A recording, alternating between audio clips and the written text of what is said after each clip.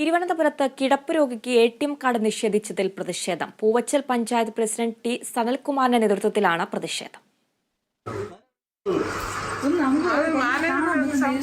ഞാൻ ഈ കാണേണ്ട ഒരു കാര്യമില്ല. അനുവദിച്ചെങ്കിൽ പിന്നെ എന്തിനു അനുവദിച്ചത്? അളവ് കളയാക്കാൻ അവരിക്കുന്നത്. കിടപ്പ് രോഗിയായ ബേബിക്കാണ് പൂവച്ചൽ SBI മാനേജർ ATM നിഷേധിച്ചത്.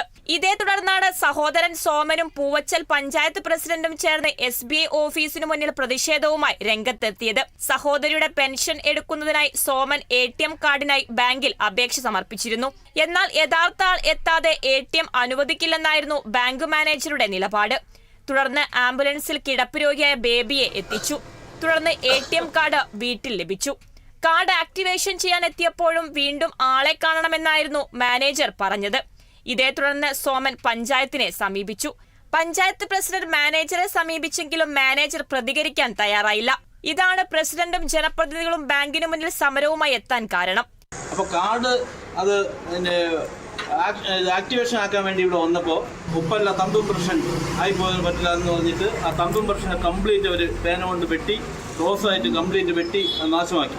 എന്നിട്ട് ആ ഫോമിനെ എടുത്ത് മുഖത്ത് എറിഞ്ഞു കൊടുക്കുകയാണ് ചെയ്തത്, കൊണ്ടുവന്ന അപേക്ഷകന്റെ മുഖത്ത്. അപ്പോൾ ഈ പെൻഷൻ കൂടി ഇല്ലാതായാൽ അവർ ആ ജീവിക്കാനുള്ള കഴിയില്ലാത്ത സ്ഥിതിയിലേക്ക് വരും.